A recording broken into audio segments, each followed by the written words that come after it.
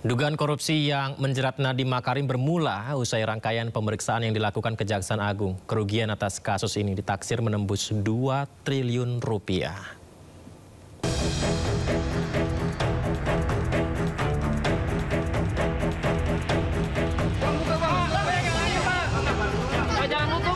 Kejaksaan Agung menetapkan Nadiem Makarim sebagai tersangka dugaan korupsi pengadaan laptop berbasis Chromebook.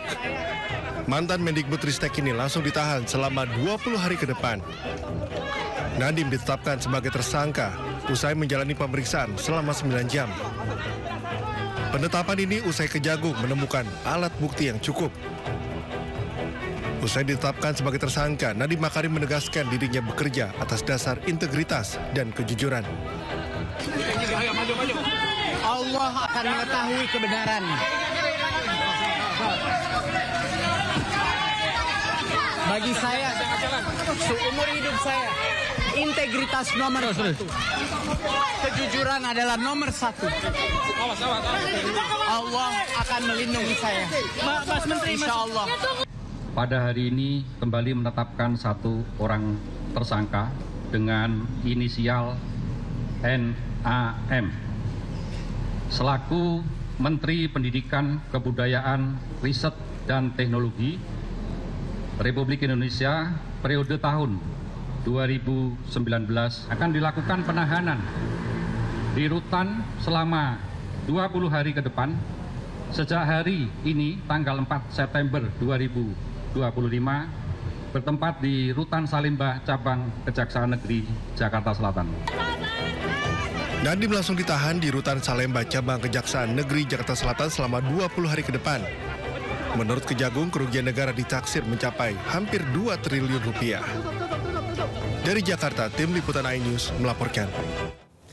Tidak hanya terseret dalam kasus dugaan korupsi pengadaan laptop Chromebook yang disidik Kejaksaan Agung, mantan Mendikbudristek Nadiem Makarim juga menjadi saksi terkait kasus pengadaan Google Cloud yang diselidiki KPK.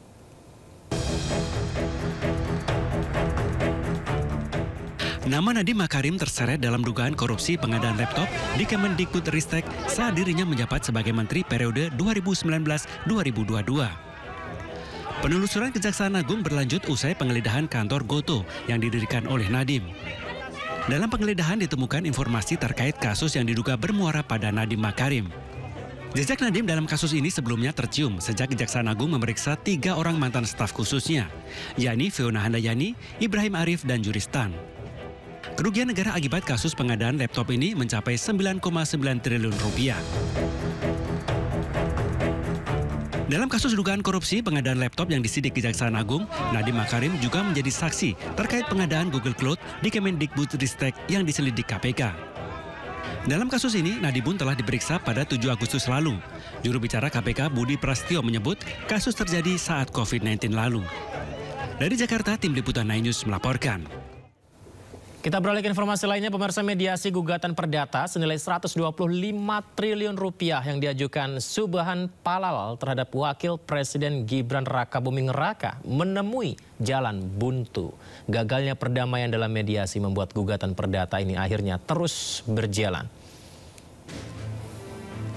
Dari hasil mediasi disebutkan Subhan bahwa Wapres Gibran yang diwakili kuasa hukumnya menolak untuk mengabulkan tuntutan, yakni meminta maaf serta mundur dari jabatan karena tidak adanya kesepakatan dalam mediasi, maka perkara tersebut akan dilanjutkan ke tahap pembuktian. Meski demikian, Subhan menambahkan bahwa kesepakatan damai para pihak bisa tetap tercapai sebelum hakim membacakan putusan. Kan di dua persyaratan itu, 1 minta maaf, kedua mundur dari jabatannya masing-masing. Tapi itu nggak bisa dipenuhi, itu aja. Dua-duanya tidak mau, Pak? Ya dua-duanya tidak memenuhi persyaratan apa yang saya minta. Sementara itu pegiat media sosial Tifauzia Tiasuma atau Dr. Tifa mengungkap alasannya melakukan ziarah ke makam orang tua Joko Widodo. Sementara Wakil Presiden Gibran Rakabuming Raka mengucapkan terima kasih atas perhatian Dr. Tifa yang melakukan ziarah kubur ke makam kakek dan neneknya.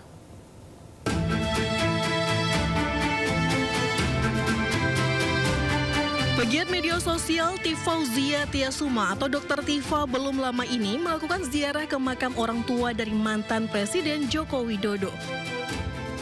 Dr. Tifa mengaku kunjungan ke makam tersebut sebagai bahan dari penelitian yang tengah ia laksanakan. Makam, ya itu kan sebetulnya termasuk bagian dari kami untuk melakukan pengumpulan data ya terkait dengan jejak masa lalu Joko Widodo. Itu sebenarnya ada buku kedua kami ya. Namanya Jokowi's Dark File.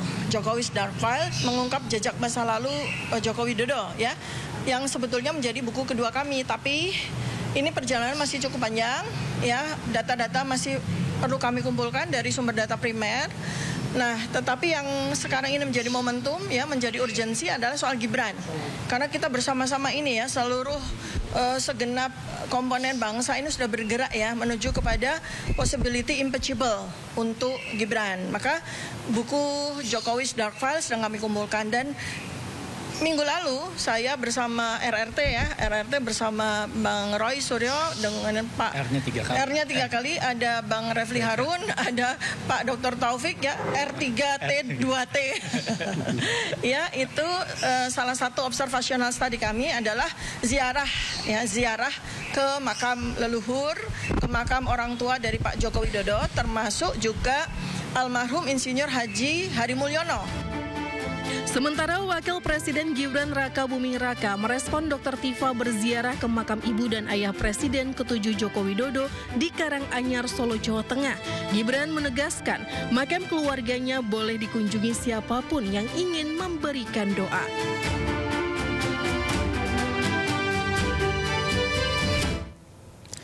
KPU Provinsi Jakarta menyerahkan salinan ijazah Jokowi yang telah dilegalisir. Berkas itu diserahkan kepada Roy Suryo CS.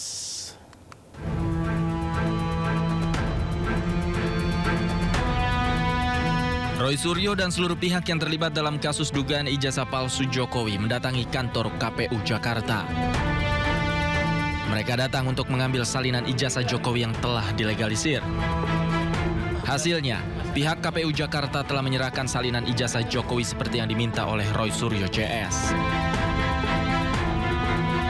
Jadi yang saya tunggu itu tinggal satu lagi, Pak. Pertanyaan tadi, yaitu adalah ijazah salinan ijazah terlegalisir tahun 2005 dan 2010.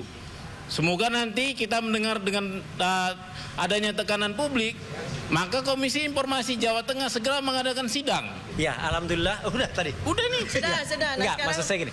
Ya, alhamdulillah hari ini untuk kedua kalinya kami mendapatkan salinan resmi ya dari berkas yang pernah dipakai. Kali ini adalah dipakai oleh Joko Widodo ketika mengikuti Pilkada DKI Jakarta tahun 2012 ya. Jadi ini akan menjadi bukti sangat kuat bagi kami untuk meneruskan perjuangan kami, karena apa yang ada di berkas ini adalah sama atau identik dengan yang sudah kami teliti, dan kami berkesimpulan 99,9% ini adalah palsu. Salinan berkas ijazah Jokowi yang diserahkan KPU Jakarta adalah berkas administrasi yang sebelumnya diserahkan Jokowi untuk mencalonkan diri sebagai calon gubernur Jakarta pada tahun 2012 yang lalu. Roy Suryo CS menilai ada kejanggalan pada salinan tersebut dan yakin bahwa ijazah Joko Widodo palsu.